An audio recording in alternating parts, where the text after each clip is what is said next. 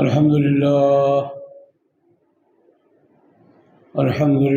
نحمده ونستعينه ونستغفره ونؤمن به ونتوكل عليه ونعوذ بالله من شرور أنفسنا ومن سيئات أعمالنا من يهده الله فلا مضل له ومن يضلله فلا هادي له ونشهد أن لا إله إلا الله وحده لا شريك له ونشهد أن سيدنا وسندنا ومولانا محمدا عبده ورسوله أرسله بالحق بشيرا ونذيرا وداعيا إلى الله بإذنه وسراجا منيرا اللهم صل على محمد وعلى آل محمد كما صليت على إبراهيم وعلى آل إبراهيم إنك حميد مجيد اللهم بارك على محمد وعلى آل محمد كما باركت على إبراهيم وعلى آل إبراهيم إنك حميد مجيد أما بعد فأعوذ بالله من الشيطان الرجيم بسم الله الرحمن الرحيم إن الذين يؤذون الله ورسوله لعنهم الله في الدنيا والآخرة وأعد لهم عذابا مهينا والذين يؤذون المؤمنين والمؤمنات بغير ما اكتسبوا فقد احتملوا بهتانا وإثما مبينا صدق الله العظيم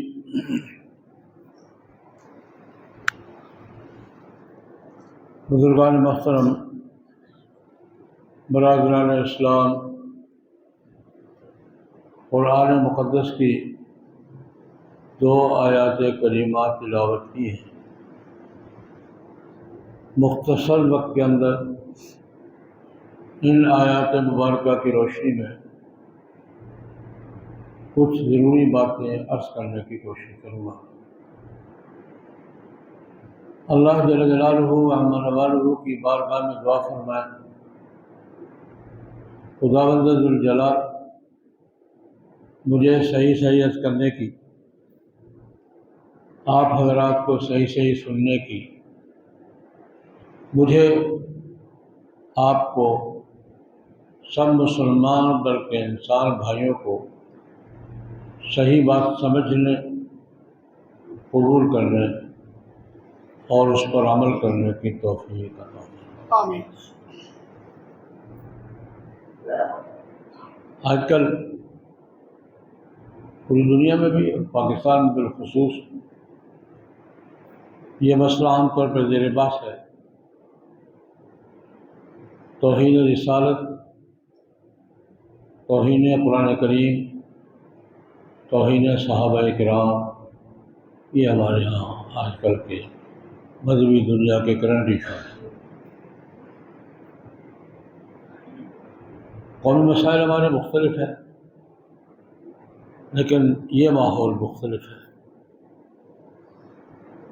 توہین جرم ہے نہیں ہے، کس کی توہین جرم ہے کس کی نہیں ہے، کس کو توہین کا حق ہے کس کو نہیں ہے، آج کل سوشل میڈیا پہ اس پہ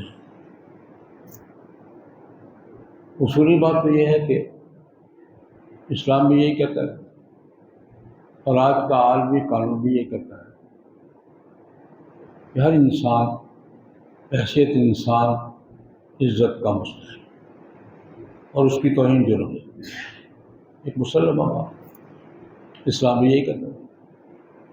اور آج کا مسلمہ عالمی قانون، اقوام متحدہ کا انسانی حقوق کا چارٹر بھی یہی کہتا ہے، عزت اور تکریم اور احترام ہر شخص کا حق ہے، کسے بھائی۔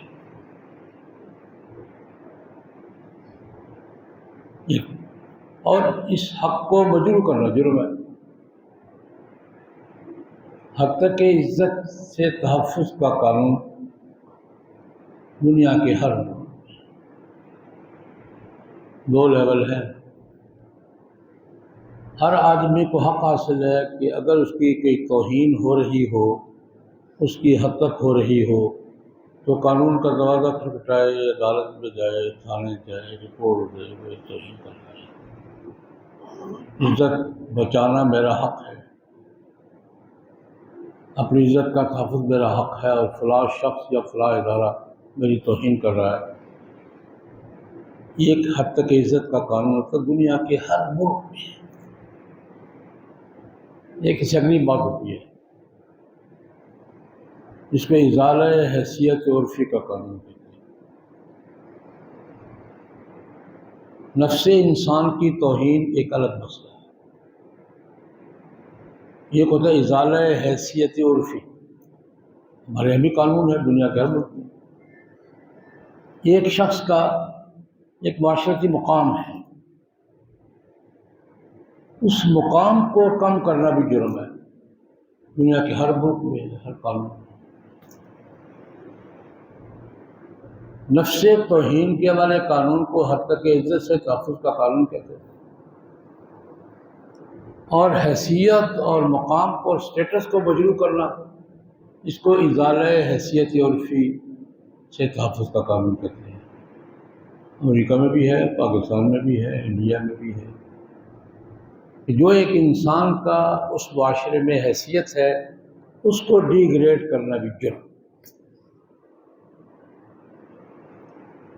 سادہ سی بات ہے، ایک عام شہری کی توہین جرم ہے، اور کسی بھی معاشرے کی معزز شخصیت کی عزت کو کم کرنا جرم ہے، اس سے کوئی اختلاف نہیں ہے۔ تمہارا ان سے سوال ہوتا ہے یار ایک عام آدمی کی توہین کی جرم ہے، حضرات انبیاء کرام کی توہین بھی جرم ہے یا نہیں؟ اللہ کے کسی پیغمبر کی توہین بھی جرم ہے یا نہیں؟ ہمارا عالمی اداروں سے، عالمی حلقوں سے ہمیشہ سوال رہتا ہے، اگر ایک عام آدمی کی توہین حد تک عزت جرم ہے تو انبیاء کرام علیہم الصلوات و تسلیمات کی حد تک عزت اور ان کی توہین بھی جرم ہے۔ اچھا، ہمارے بین الاقوامی ماحول یہ ہے کہ عام آدمی کی توہین تو جرم ہے اور انبیاء کی توہین آزادی رائے ہے، اس سے بڑی دھاندلی دنیا میں کیا ہو سکتی ہے؟ یعنی میری توہین تو جرم ہے، میرے پیغمبر کی توہین آزادی رائے ہے۔ اس وقت عالمی ماحول سمجھ رہے ہیں، آزادی رائے کے خلاف ہے۔ جب ہم یہ کہتے ہیں انبیاء کرام علیہم الصلوات و تسلیمات کی توہین کو جرم تسلیم کیا جائے تو یہ آزادی رائے کے خلاف ہے، یعنی میری توہین آزادی رائے کے خلاف نہیں ہے اور پیغمبر کی طرف نہیں۔ اس سے بڑی دھاندلی ہو سکتی ہے؟ سادہ سا سوال ہے، اگر انڈیا کے ایک عام شہری کی توہین جرم ہے تو اللہ کے کسی پیغمبر کی توہین جرم کیوں نہیں ہے؟ بین الاقوامی قانون سے جرم تسلیم کیوں نہیں کرتا؟ نہیں کر رہے، اسے آزادی رائے کہتے ہیں۔ اس کی آزادی، اگر کسی کی رائے حضرت محمد صلی اللہ علیہ وسلم کے خلاف ہے تو اس کا حق ہے رائے کرنا، اگر کسی کی رائے قرآن کے خلاف ہے تو اس کا رائے اور چیز ہوتی ہے، توہین ہوتی ہے۔ یہ میں آگے بات کروں گا، لیکن اتنی بات پہلی بات میں نے کی ہے، اگر ایک عام شہری کی توہین جرم ہے تو اللہ کے پیغمبروں کی توہین بھی جرم ہے یا نہیں ہے؟ حضرات صحابہ کرام رضوان اللہ علیہم اجمعین اور حضرات اہل بیت اعظام رضوان اللہ علیہ کی توہین بھی جرم ہے یا نہیں؟ ان میں سے کسی شخص کی توہین بھی جرم ہوگی یا نہیں ہوگی؟ ایک دائرہ۔ تیسرا دائرہ میری توہین بھی جرم ہے، ملک کا قانون تسلیم کرتا ہے، اور پاکستان کے بانی ہمارے قومی قائد اعظم محمد اللہ کی توہین بھی جرم ہے، دونوں برابر کے جرم ہیں۔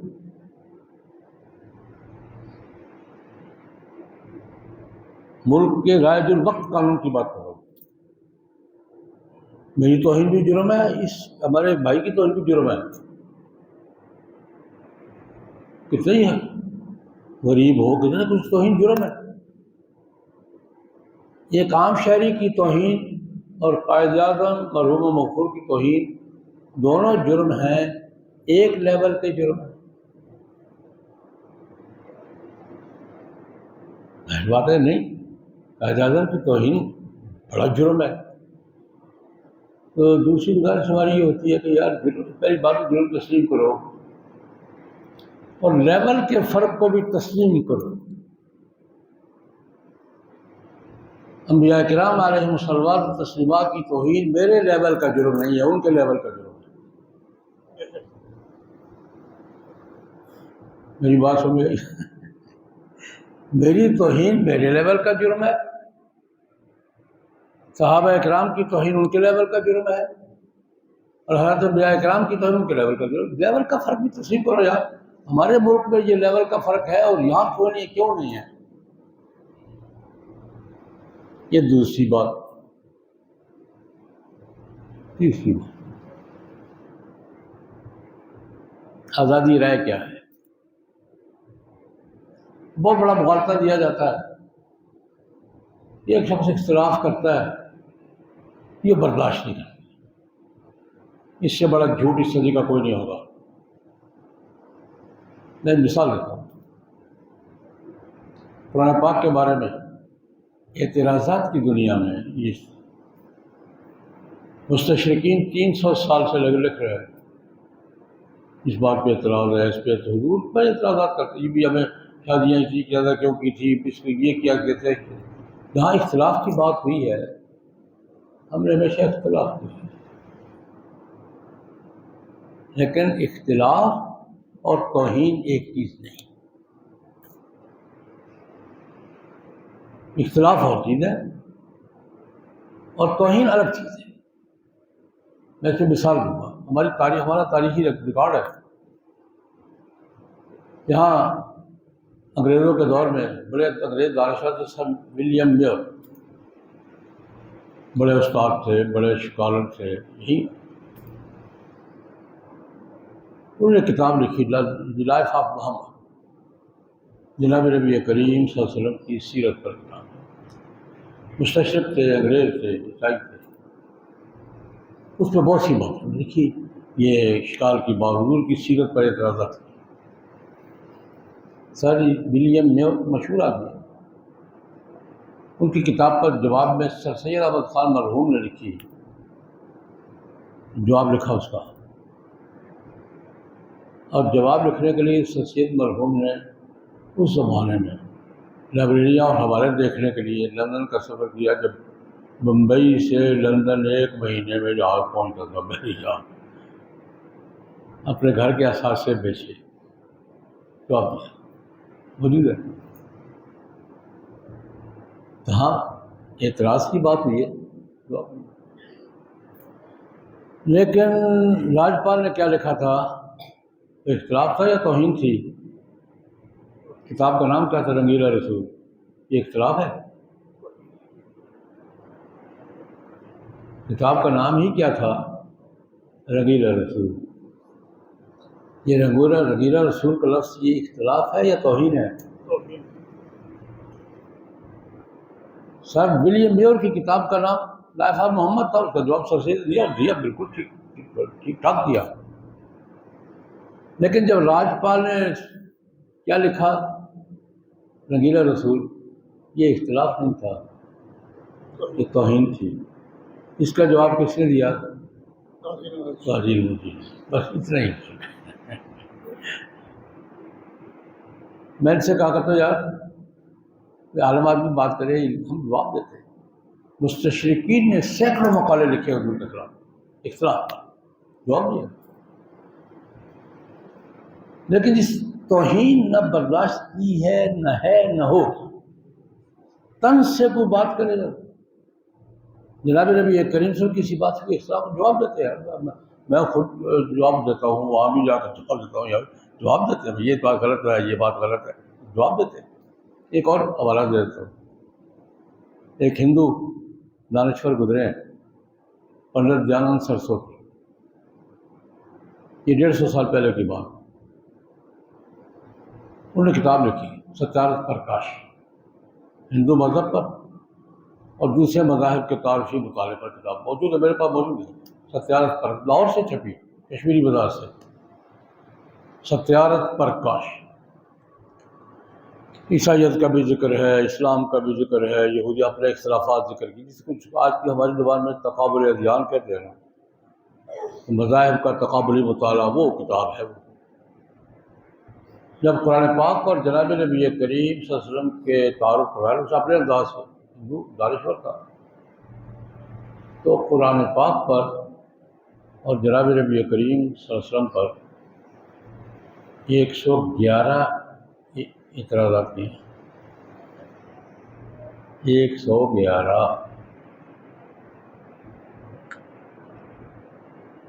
موجودہ کتاب چھپی ہے، اس کا جواب دیا ہے. اللہ کی قدرت، 3 بزرگوں نے تینوں مکتب فکر کے ایک بزرگ نے جواب دیا. حضرت مولانا محمد قاسم نانوتوی رحمۃ اللہ نے جواب دیا، کتاب کی شکل میں. گفتگو میں نسان مباحثہ بھی، مناظرہ بھی ہوا. بزرگ اہل حدیث رحمات حضرت مولانا صلاح اللہ علیہ وسلم پوری کتاب ہے حق پرکاش. کتاب کے جواب کتاب لکھی جو ہے بیروی مکتب فکر کے بڑے عالم سے مولانا معین الدین صاحب نے جواب لکھا.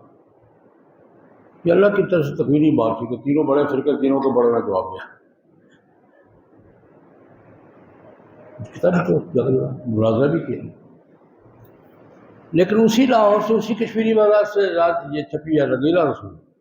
اس کا جواب نہیں بنتا. اس کا جواب وہی ہے جو علم الدین نے دیا. یہ بات بہن سے کیا کر یار، یہ بات سمجھ بالکل نوٹ کر لو. اختلاف سے ہم کبھی نہیں گھبرائے. اختلاف کا جواب دیا ہے. اس کی اگر پوری تعریف بیان کروں تو 3-4 گھنٹے چاہیے. خود حضور کے زمانے میں ایک واقعہ عرض کر دیتا ہوں. حضور کے زمانے میں قرآن پاک پر اعتراض ہوا. عیسائی علماء نے اعتراض کیا. بخاری کی روایت، ترمذی کی روایت. جناب نبی کریم صلی اللہ علیہ وسلم آپ سے شیئر کر لیتا ہوں. نبی کریم صلی اللہ علیہ وسلم نے دعوت کے لیے داعی بھیجے نا مختلف علاقوں میں دین کی دعوت کے لیے. تو نجران کے عیسائیوں کے پاس حضرت مغیرہ بن شعبہ رضی اللہ کیا تم کو دعوت دو، اسلام کی دعوت دو. یہ فتح مکہ کے بعد پورے عرب میں تھی. مغیرہ بن شعبہ بڑے صحابی ہیں، جرنیل تھے، ڈپلومیٹ تھے، ایڈمنسٹریٹر تھے، بڑے صحابی ہیں. انہوں نے جا کے عیسائی علماء سے بات کی. عیسائی علماء نے اعتراض کیا، یار کون سا قرآن سنا رہے ہو ہمیں؟ تمہارے قرآن کو تو تاریخ کا بھی پتہ نہیں ہے. قرآن پاک نے حضرت مریم علیہ السلام کا ذکر کیا ہے تو یہ کہہ کہ یا اخت ہارون ما کان ابوک امرأ سوء وما کانت امک بغیہ، کہ مریم علیہ السلام کنواری لڑکی گود میں بچہ اٹھا کر لائی. لوگوں نے پوچھ رہا تھا کہ بچہ کہاں سے لائی ہو، اور یہ جملہ کہا یا اخت ہارون ما کان ابوک امرأ سوء وما کانت امک بغیہ. وہ ہارون کی بہن، تیرا باپ بھی برا نہیں تھا، ماں بھی بدکار نہیں تھی، وہ کنواری لڑکی بچہ کہاں سے لے آئی؟ سوال کیا اور کہا یا اخت ہارون، ہارون کی بہن. اب ہارون علیہ السلام کا قرآن پاک نے کس حوالے سے تذکر کیا؟ موسیٰ علیہ السلام کے بھائی ہیں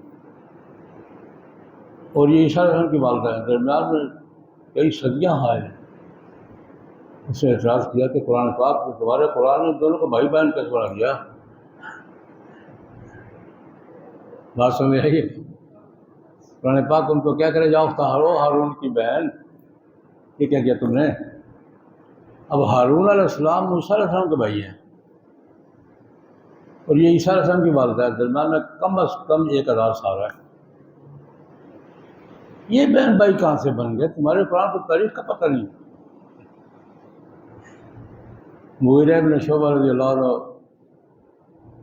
جواب سمجھ سوچ میں نہیں آیا، واپس آ گئے آ کے نبی کریم صلی اللہ علیہ وسلم کی خدمت پہ عرض یا رسول اللہ وہ تو بڑے بڑے اعتراض کرتے ہیں، انہوں نے یہ اعتراض کر دیا، تم نے کیا جواب دیا؟ یہ مجھے سوچا ہی کچھ۔ بس اوقات جواب ہوتا ہے، سوچتا نہیں۔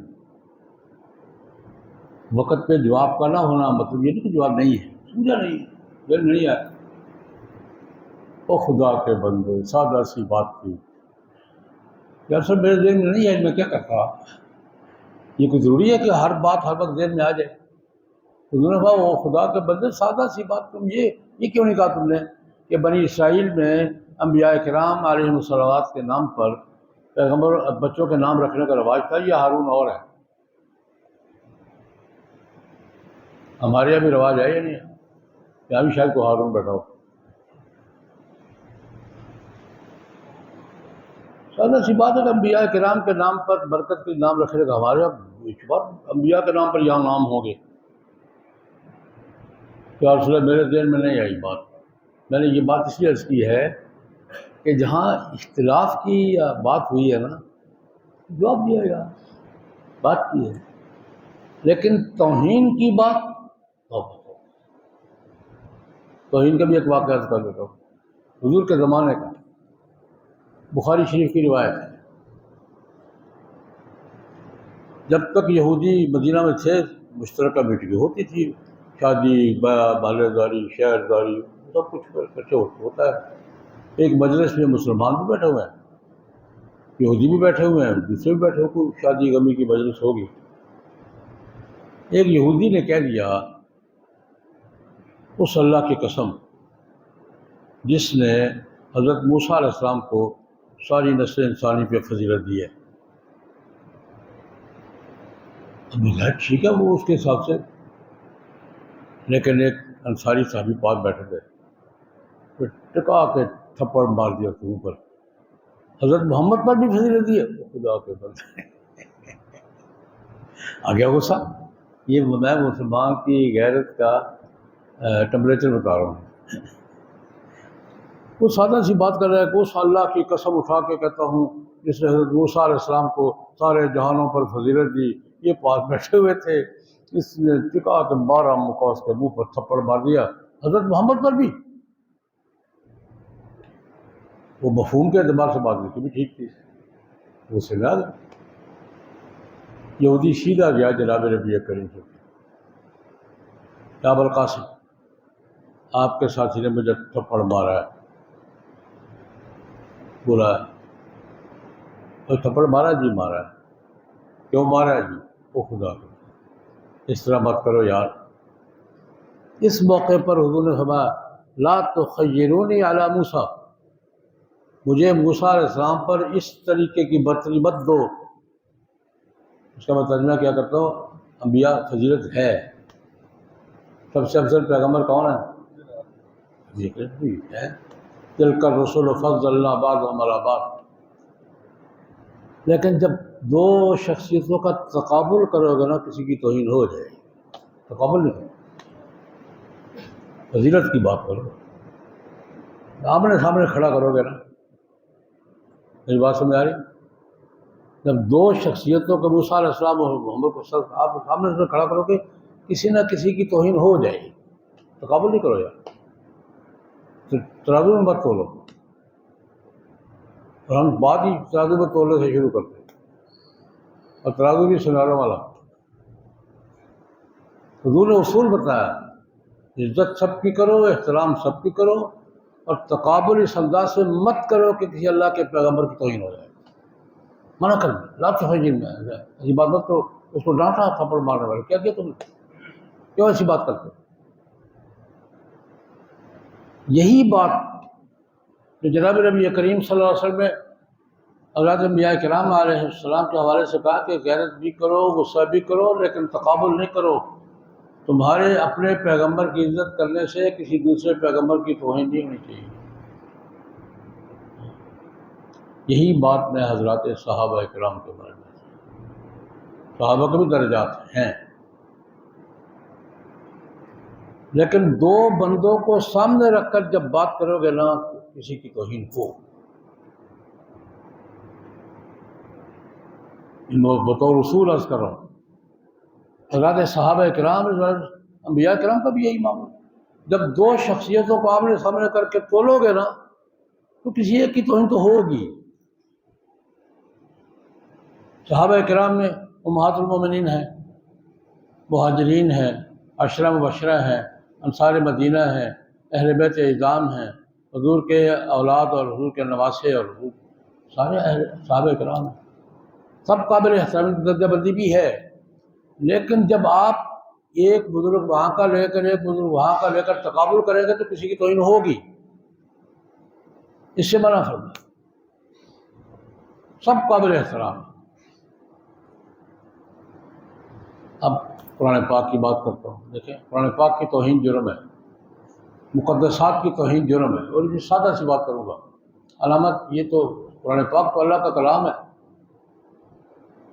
ہمارے ہاں تو علامتوں کی توہین بھی جرم ہے، قومی پرچم کی توہین جرم ہے یا نہیں، وردی کی توہین جرم ہے یا نہیں، بیج کی توہین جرم ہے یا نہیں، قرآن کی توہین کیوں جرم نہیں ہوئی؟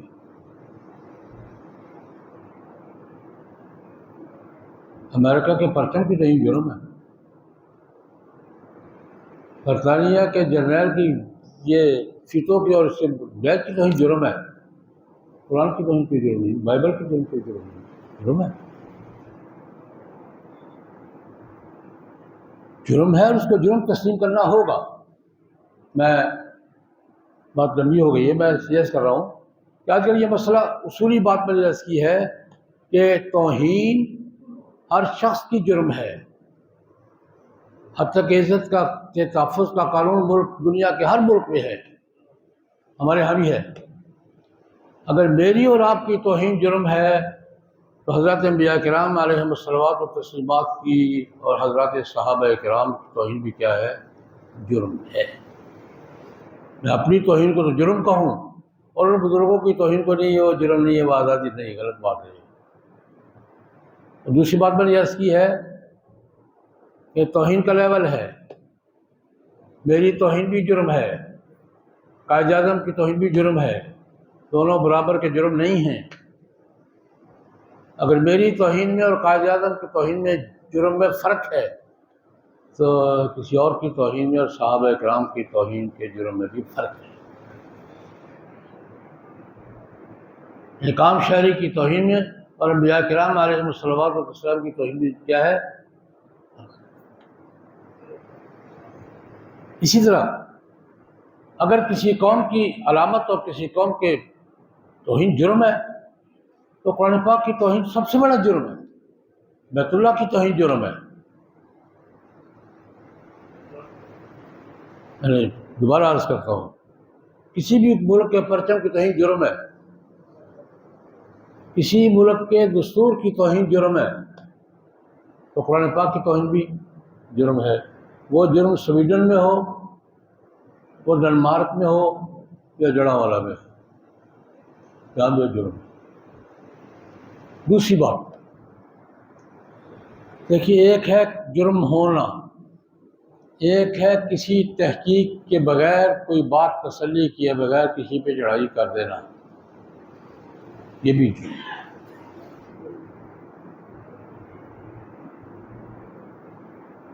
سنی سنائی بات پہ جا کے چڑھائی کر دینا، قانون کو ہاتھ میں لینا جرم ہے، اور کسی بات کی تحقیق کے بغیر ہمارے یہاں بہت سے واقعات ہوئے ہیں، خود دو واقعات تو گجرانوالہ میں ہوئے ہیں۔ ایک حافظ قرآن کو، حافظ فاروق کو گلیے میں گھسیٹ کے مار دیا تھا توہین قرآن کے جرم پر، اور باوجود جی وہ جو غلط الزام تھے جی کیا ہوا ہے؟ کیا لی گئی؟ یہ کھوکھر کی جلتے جلتے رہ گیا تھا، علماء درمیان میں آ گئے تھے، یہ کیا کر رہے ہو؟ اور بعد پتہ لگا وہ دو گروپوں کی آپس کی لڑائی سے انہوں نے یہ شرارت کی تھی۔ یہ بات بھی ملحوظ رکھیں، توہین برداشت نہیں ہے، لیکن توہین کے نام پر افراتفری بھی برداشت نہیں ہے۔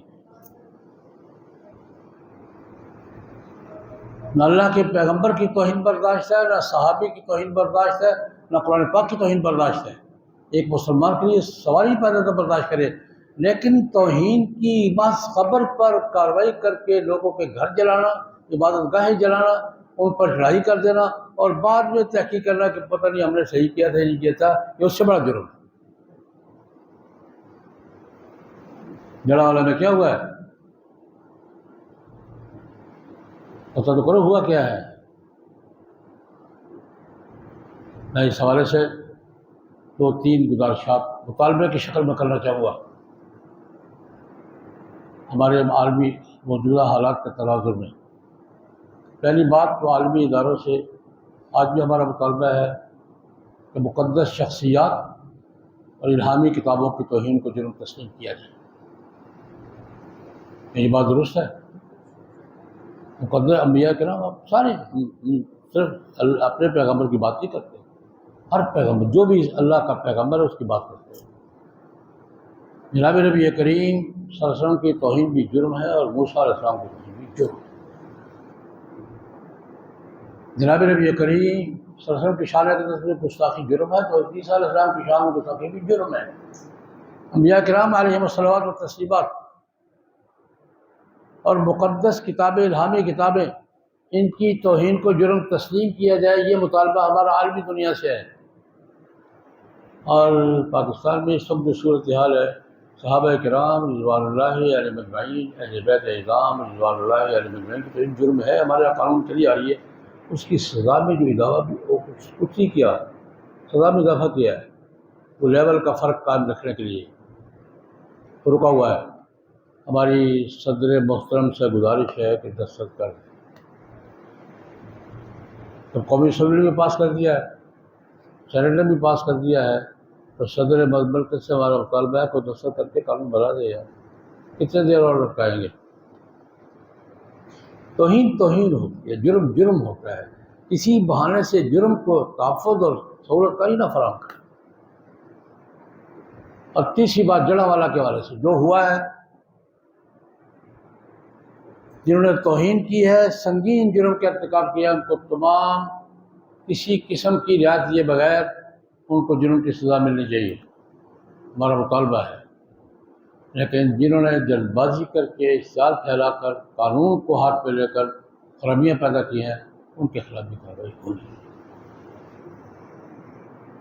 ہم اس بات کی اجازت نہیں دیتے کہ ایک خبر آئی، میڈیا پر خبر آئی یا کسی خبر دی اور میں پہلے لے کر چڑھ دوڑوں، نہیں، قانون کا راستہ اختیار کریں، تحقیق کریں پہلے مسئلہ۔ قرآن پاک نے بھی کہا فَتَبَيَّنُوا أَن تُصِيبُوا قَوْمًا بِجَهَالَةٍ، قرآن پاک حکم ہے إِن جَاءَكُمْ فَاسِقٌ بِنَبَإٍ فَتَبَيَّنُوا أَن تُصِيبُوا قَوْمًا بِجَهَالَةٍ فَتُصْبِحُوا عَلَىٰ مَا فَعَلْتُمْ نَادِمِينَ۔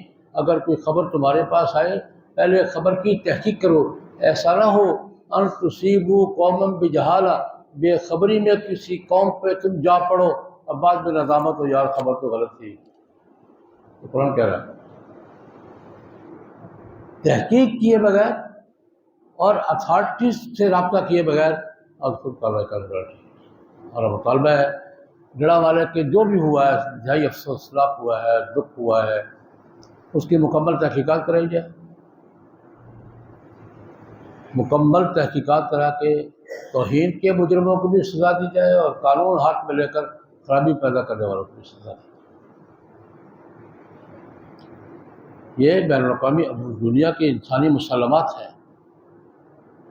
جب جناب نبی کریم صلی اللہ علیہ وسلم نے کہہ دیا تھا صحابی کو یار اس طرح نہ کرو، اپنے جذبات کا اظہار کرو لیکن اس طرح نہ کرو، حدود متعین کیے، تو ہمارے یہاں بھی ملک کا دستور، قانون ہماری حدود کو متعین کرتا ہے۔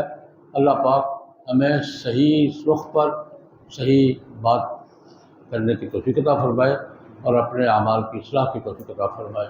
اللہم صلی اللہ علیہ وسلم۔